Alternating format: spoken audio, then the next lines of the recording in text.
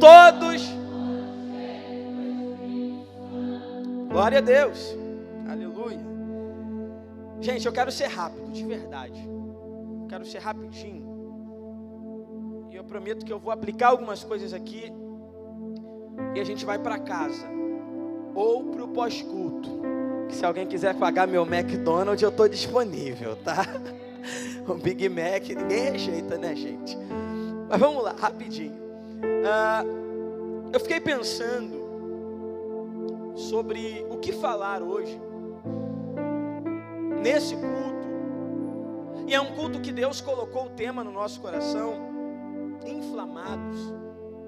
Deus me direcionou para isso, primeiro culto na nossa liderança, e eu lembro que a Tati até ficou falando, gente, a gente precisa do tema para preparar a dança, e tem que ver e tal, e eu, Jesus, me dá um tema, Jesus, me revela alguma coisa, e Deus me direcionou para inflamados, e inflamar pode ser compreendido como pôr em chama, fazer arder.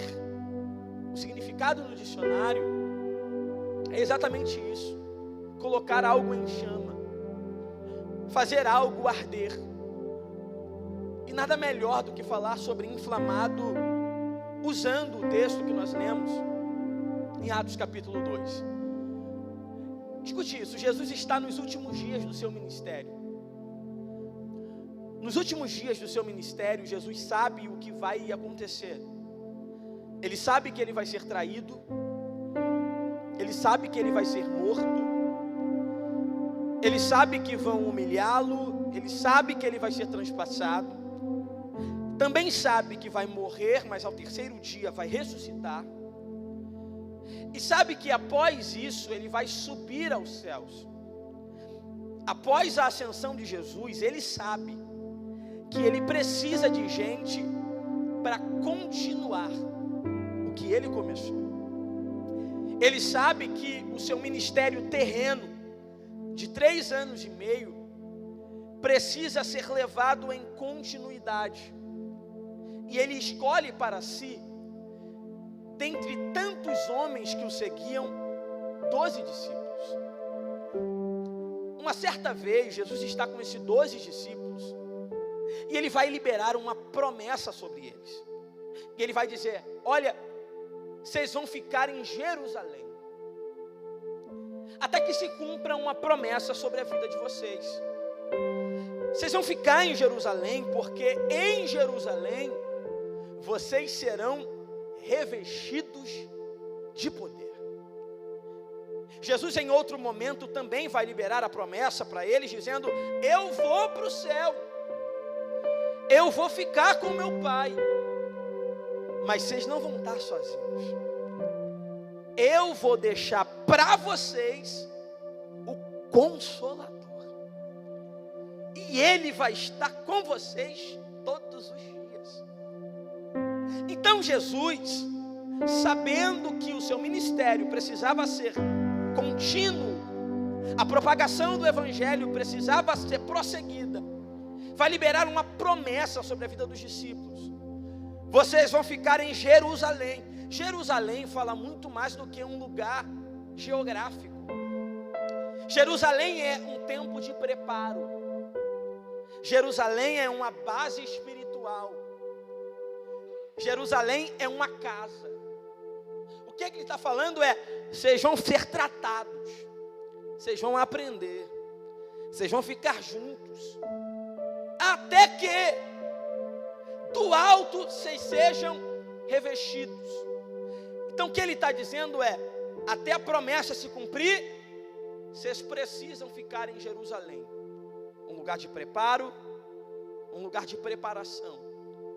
Quando Lucas está escrevendo Atos 2, porque Lucas que escreve Atos, Lucas está não só relatando a descida do Espírito Santo, mas Lucas está relatando o cumprimento de uma... Você não está aqui. Lucas, quando escreve Atos 2, não está só escrevendo sobre a descida do Espírito Santo. Lucas está escrevendo sobre o cumprimento de uma promessa. E eu Lohano, tenho 24 anos de igreja, nunca vi uma promessa que ele tenha feito e não tenha velado para cumprir. A primeira palavra profética sobre a vida do Connect: tudo que Deus te prometeu ainda está de pé sobre a sua vida. Atos 2 é cumprimento de promessa. Não é apenas a descida do Espírito Santo, que é maravilhoso, mas em Atos 2, Cristo está cumprindo o que prometeu aos seus discípulos. Atos 2 é o momento em que, de fato, todos aqueles discípulos são inflamados pelo Espírito Santo. A gente está falando, gente, por exemplo, de um Pedro que andou com Jesus 3 anos e meio, mas quando a coisa ficou ruim, ele nega. A gente está falando de um Judas que andou 3 anos e meio com Jesus, mas quando a coisa ficar ruim, ele traiu. A gente está falando de um Tomé que andou 3 anos e meio com Jesus, mas quando ele morre, ressuscita e aparece na casa e ele não estava, ele vai dizer: eu só acredito se eu ver e tocar. É uma galera que andou 3 anos e meio com Jesus, mas ainda precisava ficar em Jerusalém. Você entende isso? 3 anos e meio com Jesus, mas ainda precisava ser selada, ser impulsionada, ser inflamada. Em Atos 2, todos esses discípulos estão sendo impulsionados para queimar pela pregação do Evangelho. Em Atos 2, a gente está vendo em um cenáculo, em uma casa, 120 que agora queimam por Jesus. Mas eu preciso te explicar que uma geração que queima por Jesus tem suas características. E eu preciso falar disso aqui. Eu sei que Atos 2 é o texto que todo pentecostal usa, mas Atos 2 é muito mais do que língua estranha. Atos 2 é muito mais do que um som. Atos 2 é muito mais do que barulho. Atos 2 traz para a gente lições preciosas de como uma geração que queima por Jesus deve se completar, deve se comportar. E são essas coisas que eu preciso falar com você hoje. As características de uma geração que de fato queima por Jesus. As características de uma geração que realmente é inflamada por Ele. Eu preciso te explicar que a característica de uma geração que é inflamada não é gritaria. A característica de uma geração que é inflamada não é não. Primeira característica de uma geração que é inflamada: uma geração que é inflamada tem o reino de Deus como prioridade. A gente está falando de 120 homens, tá? Que recebem uma promessa: vai descer sobre vocês o Espírito Santo. Quando, Jesus? Não vou falar. Qual a data? Não vou dizer. Para eu marcar aqui na minha agenda? Não vai ter como marcar na agenda. Quer saber de uma coisa, Pedro? Quer saber de uma coisa, João? Quer saber de uma coisa, Mateus?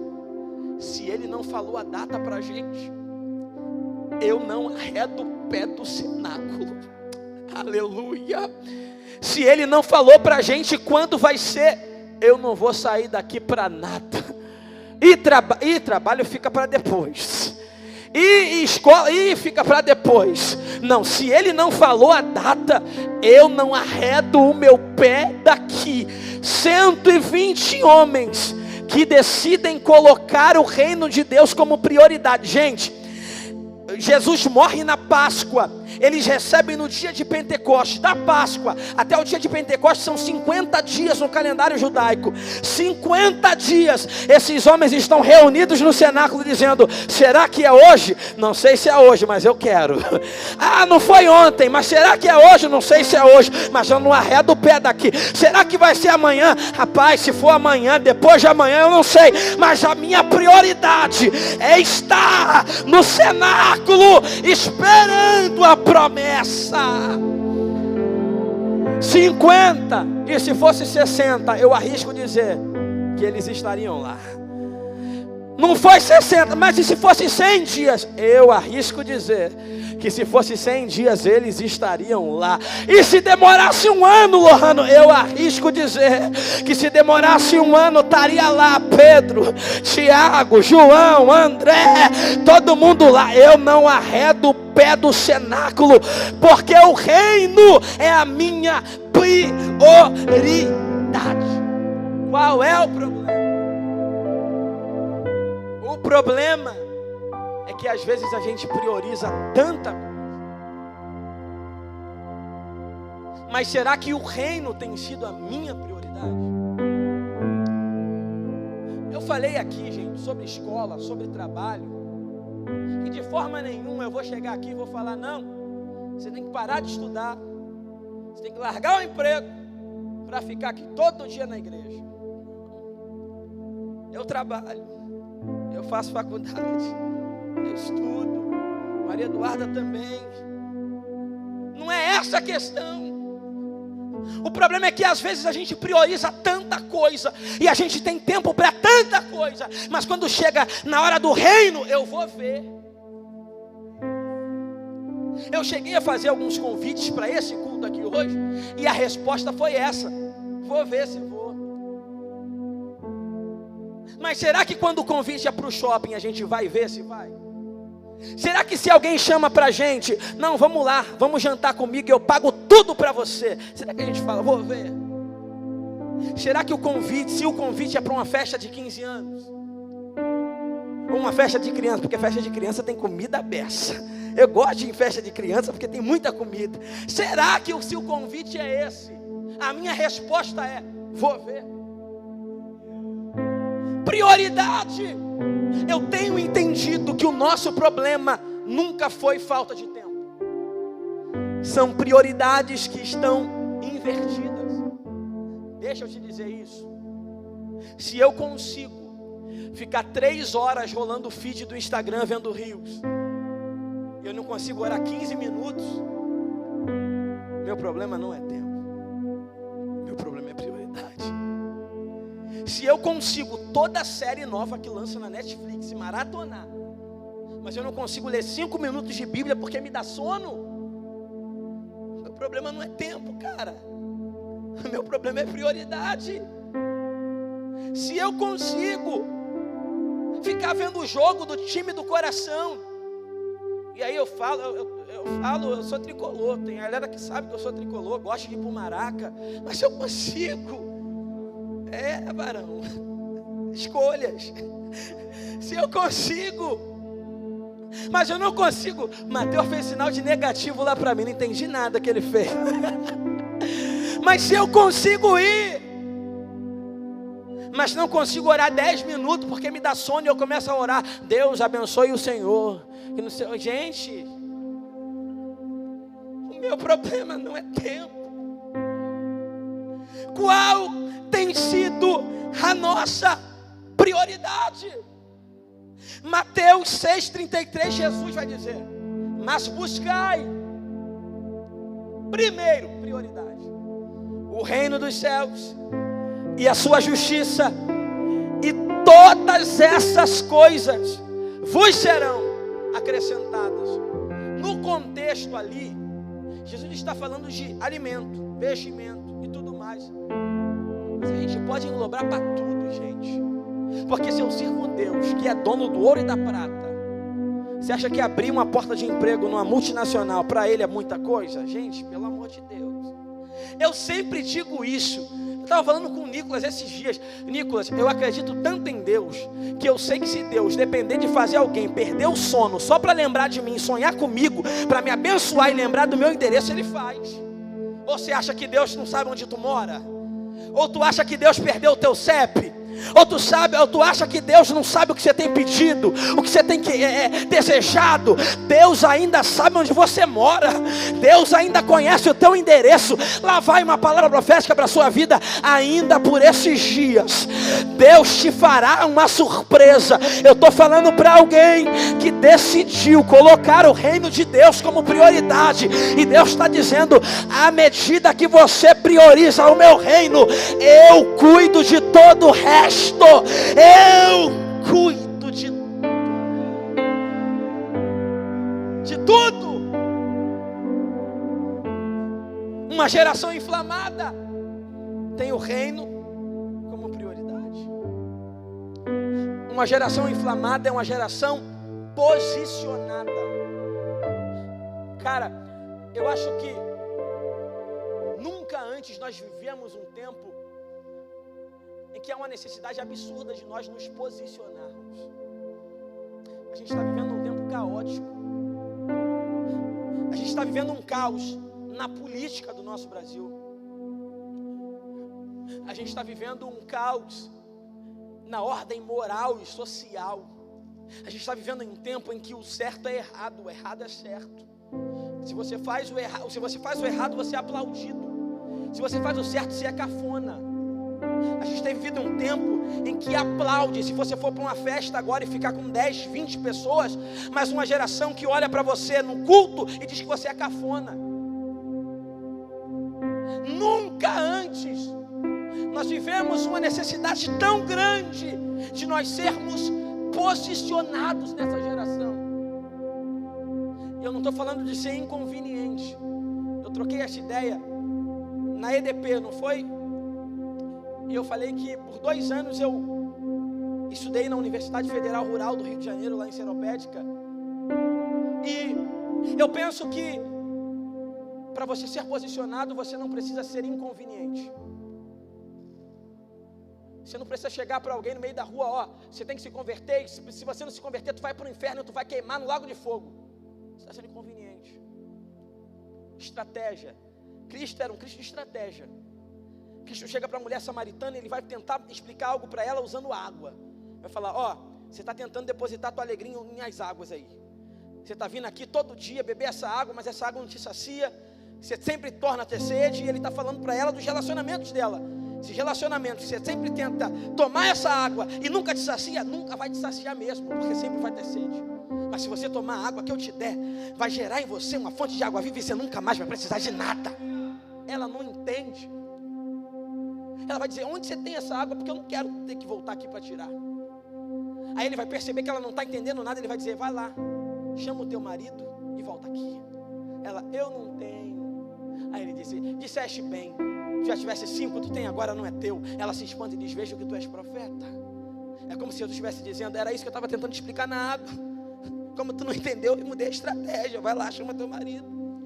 Jesus era um Cristo de estratégia. Então você não precisa ser inconveniente para pregar o Evangelho, mas você precisa ser posicionado. Por que eu falei da Universidade Federal Rural do Rio de Janeiro? Porque eu nunca cheguei lá e afrontei algum professor. Mas sempre quando alguém chegava para mim e perguntava: e aí, não vamos lá não? Não, sou da igreja, quero não. Ah, mas isso aqui. Não, isso aqui não bate com a minha fé. Ah, mas o êxodo rural lá, vamos lá para festinha que não sei o que, bababá. Não quero. Você precisa ser posicionado. Nós vivemos em um tempo em que é possível que a gente participe 10 anos de uma igreja e na nossa rua ninguém saiba que a gente é crente. O que está acontecendo? Você não precisa ser inconveniente, mas quando na faculdade precisarem de alguém para orar, precisam olhar para você e vão dizer: ó, vou lembrar da Brenda, da Maísa, ela é crente, ela é lá da Devec, vai orar por nós. Essa semana entrou em contato um menino comigo lá de Brasília.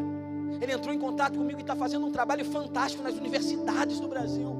E ele vai fazer um trabalho aqui na UFRJ e pediu meu apoio lá.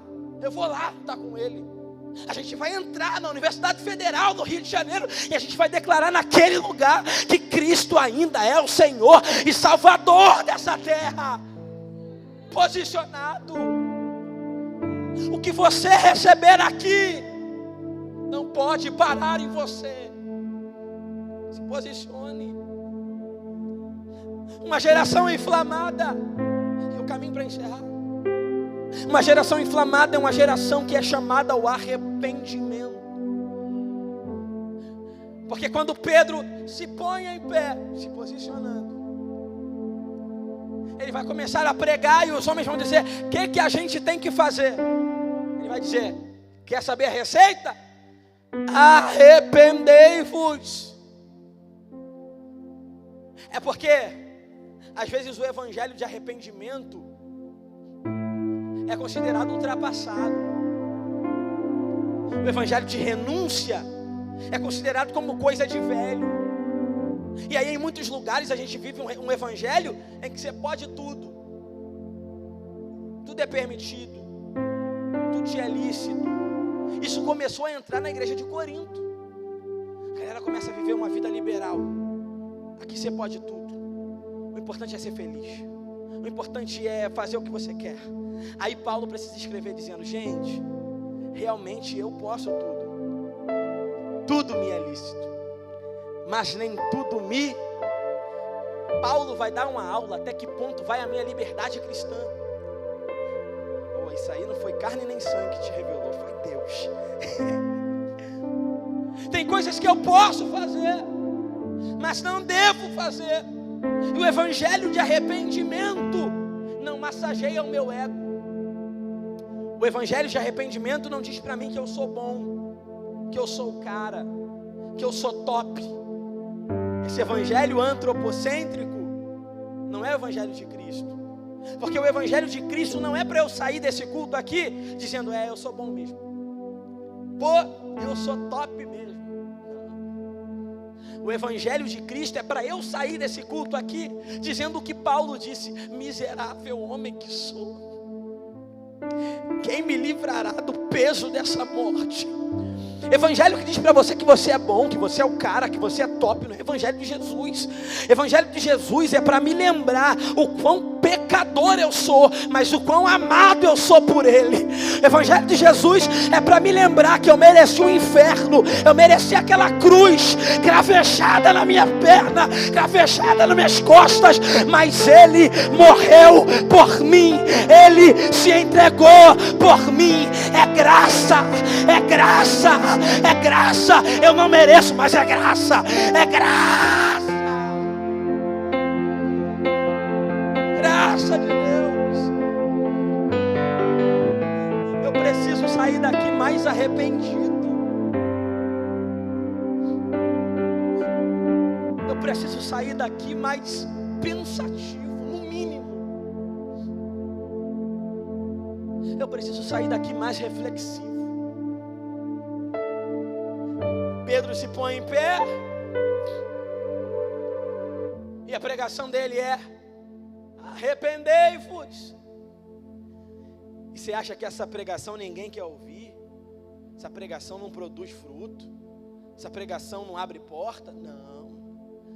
A pregação de Pedro é: arrependei-vos. Resultado: 3.000.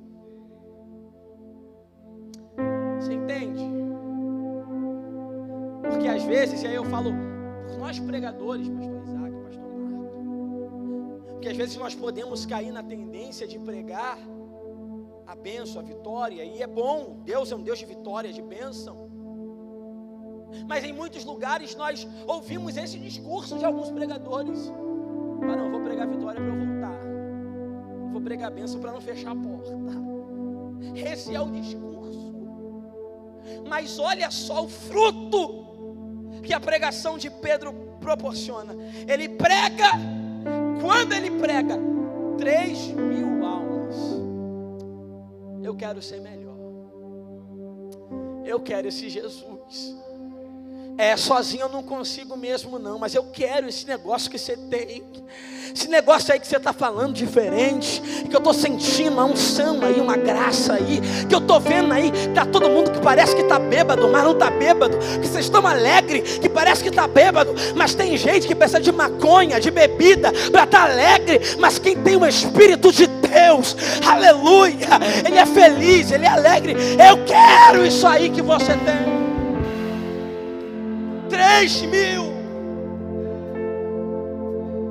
3.000, porque uma geração inflamada alastra a chama. Eu nunca vi. Se você colocar fogo em algum lugar, aquele fogo, se o fogo pegou, irmão, se o fogo inflamou, se ele pegou em um lugar, ele não vai ficar só naquele lugar. Qual é o conceito de queimada? É isso. Qual é o conceito de queimada? É o fogo que pegou em um lugar, e quando ele inflama, expande. Você entende a nossa missão? A nossa missão é expandir o Evangelho. A nossa missão, cara, eu dei uma aula esses dias sobre André, e é bizarro porque André é pouco falado na Bíblia. A gente fala de Pedro, a gente fala de Tiago, a gente fala de João. Até aquela música, Pedro, Tiago, João, tem. André também estava no barquinho, mas não entrou na música, Emanuel. André é pouco falado, mas olha só o papel fantástico de André. Antes de Pedro ser discípulo de Jesus, André já era. E é André que leva o seu irmão Pedro a Cristo. Quem é Pedro? Primeiro pastor da igreja. Não é heresia não, mas permita-me afirmar isso. Talvez, se não fosse André levando Pedro a Jesus, Pedro nunca seria o primeiro pastor da igreja. A igreja não aconteceria? Aconteceria porque era plano de Deus. Mas talvez não seria Pedro o primeiro pastor. André, mesmo sendo pouco falado, tem um papel fundamental na história da igreja. É ele que leva o seu irmão, aquele que um dia foi inflamado pela mensagem do Evangelho de Cristo. Ele entende, isso aqui não pode ficar só em mim. Eu não posso morrer com essa informação só para mim. Mano, vamos lá até Jesus.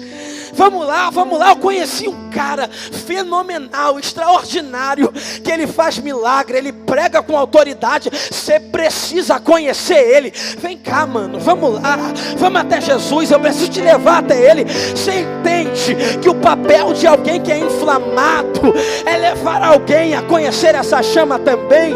É por isso que a minha oração é que talvez no próximo culto, essas cadeiras aqui, pelo menos no meio, não estejam mais vazias, porque o que vai começar em nós vai inflamar uma geração. Vai, meu Deus do céu. Será que você pode ficar em pé comigo? Isso, fique em pé comigo. Porque Deus está inflamando gente aqui, para através da sua vida, você ser um agenciador de milagre. Através da sua vida, essa chama alcançar a sua casa, essa chama alcançar a tua vida, essa chama alcançar a tua família, a tua parentela, através de você. A chama.